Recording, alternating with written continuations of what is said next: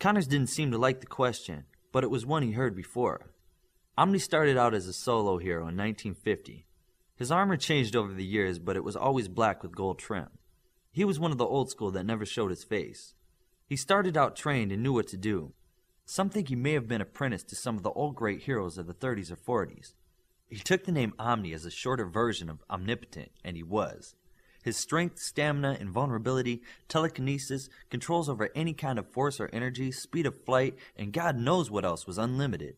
He was also a bona fide superhero, using his powers to patrol the world. In 1954, he joined up with the old New York team for 4 years. Then, he joined the London team in 1958 for another 4 years. In 1962, he went solo again. By that time, he had worked with most of the world's elite superheroes and earned their respect. Connors looked almost sad as he continued. In 1965, Omni took on an apprentice named Vector. Vector had very different powers than Omni. He was a speedster and a super genius. The very first one to break the 5 barrier and be classified as a 6 intelligence. That, and as fast as he could think, he could come up with an answer to almost anything. Omni saw how big technology was going to be. He believed smart superheroes would be needed in the future. Vector was the smartest of them all, and Omni trained him. Vector soaked up everything Omni could teach him. There wasn't one trick he didn't know. In 1970, Vector went solo. Everyone believed he was doing a great deal of good. We may never know if that was true. Whatever the case, in 1973 there was an outbreak of superheroes declining in commitment, or even turning to crime. It was the strangest thing. Looking back, it was probably Vector recruiting and poisoning those that didn't have their hearts right. In 1974, Omni came up with the idea of pure accountability. If some of these superheroes that went bad had been part of a larger group, the group may have anchored them. Having someone with you or near you to watch over you and dissuade you in times of weakness. As an example to all, he formed the first team of 6. He came up with the winning formula we have today. Omni was the leader, Mercy was the healer, Kodiak was the hitter, Anti-Ghost was the stealth, Vector was the brain, and Longbow was the anchor. Soon, in each major city, the superheroes were banding together in teams of 6. Larger teams like New York had doubles or triples in some positions. July 4th, 1979, Vector started Black Monday by trying to kill off 4 of his own team. Anti-Ghost, Longbow, and Mercy were lost that day. Only Kodiak survived the ambush. It was a crippling blow. Omni had the chance to kill Vector early on, the next day. He thought something must have happened to Vector. Mind control. A drug that made him crazy. A body double. An evil twin. Anything other than the boy he trained had actually become evil. The Coalition's war could have been headed off then, but Omni hesitated and Vector escaped. It took Omni over 2 years to get that chance again. In that time, Omni became a general, a soldier, the hope of all free people. There were statues all over the world. But I know, because I heard him say it, he would have given anything to be able to go back and take care of Vector when he first had the chance. First Team was riveted by this first-hand account of what happened. Some had heard the story before, but never by someone who had seen it. Any other questions before I send you to your specialty classes? Yes. I've heard several theories on why the Tokyo Initiative was actually done in Japan. Can you tell us the real reason? Olympian said. Shogun was the reason. Not Shi's father, but her grandfather. He had been such a hero to his people, they couldn't find it in themselves to turn on him. After the Coalition's war, many nations started to turn on their supers, not knowing who could be trusted. Japan had a fanatical loyalty to this one superhero, which in their eyes could do no wrong. He was everything to them. Omni knew that if Shogun presented the right initiative to enact the HU, Japan would embrace it. That's why the global rules, which the HU is run by, are called the Tokyo Initiative. So, Shi's grandfather and Omni were tight? Olympian asked. Tight enough that his son, the present Shogun, was assigned first leader of the first Alpha class. Then, the first team from here was assigned to Tokyo. It was the HU's way of reciprocating the loyalty shown by the Japanese people. What do you think was Vector's weakness? Why did he turn? She asked. I can only hazard a guess, and it may not be right. Would that be enough? Yes, please. For starters, his heart wasn't in the right place. With no moral compass to guide him and nothing inside to keep him in check, his flaws grew.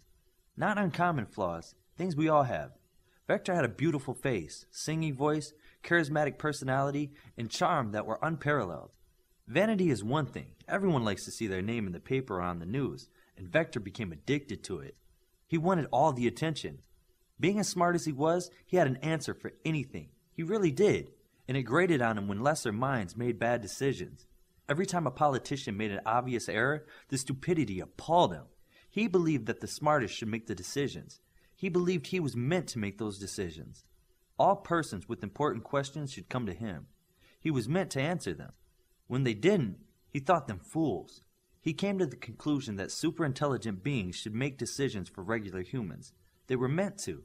If they didn't, they could be made to. Being the smartest of all, he believed he should be the one to run everything. After all, he was the most fit to deal with all difficulties that plagued mankind. He was entitled to it. He was meant to rule. And Omni trained this guy? Bioforce asked. Yes, he did. Omni trained him well, taught him everything.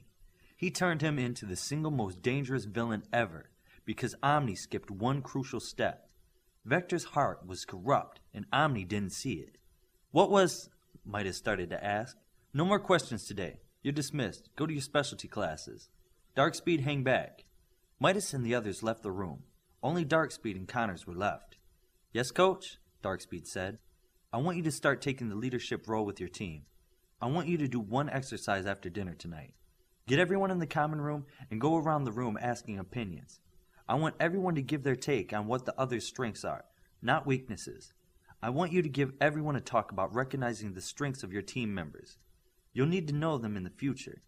Darkspeed didn't like the idea that he would have to address the group. This early? I have a secret for you. If you wait until you're ready, the time will never come. Some things you just have to start doing. The pieces will start to fall into place sooner or later. Your confidence is overwhelming. Connors gave him a wicked grin. As leader, everything is yours, the failure and the victory. You don't know the test coming for just you. Now outside, and follow She to stealth class. After dinner, first team met back in their common room and started on their homework. Miss Waldron had not anticipated how fast her students could study. After only a few minutes, Midas and Bioforce were the only ones left in their room studying. Darkspeed told the team members to wait before running off. I can't believe how Coach A.K.A treated you in class, Darkspeed said to She. Why, was he mean to her? Olympian asked in a protective tone. No, he fawned all over her. He did not, She said. He acted like you were royalty. Does he owe your father money or something? Darkspeed asked. Second cousin, Virtuoso said. Hey, no mind reading without permission, She said. He's your second cousin? Darkspeed asked. No, my father's second cousin. When he was young, he came to stay with my grandfather to train. My father was a few years older than him. He looked out for him. What was his handle? Olympian asked. Ronin. The stealth from Osaka? He started Alpha in '88, Olympian said. How do you know that? Darkspeed asked. Father used to drill us on superheroes around the world, kind of like Trivial Pursuit. So you read up on the Osaka stealth while in Greece? She asked. Olympian started talking fast. Ronin, Alpha in '88. Graduated in '94 to Osaka. His coach left the team in '97. He has some super strength, moderate speed, telekinesis, invisibility, super senses, very intelligent, great detective skills, master of the martial arts. Ronin means masterless samurai. He used this name because he becomes invisible in battle and usually acts independently from the rest of the team. He kind of acts as the team's wild card or ace in the hole.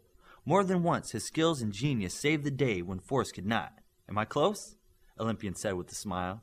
She and the others were impressed. So, when you met my father yesterday, you knew all about him? Just from study. It was awesome to see him in person, Olympian said. Bioforce and Midas just finished their homework. I told them to come out here, Virtuoso said. What's going on? Midas asked. Coach gave me another assignment for us to do.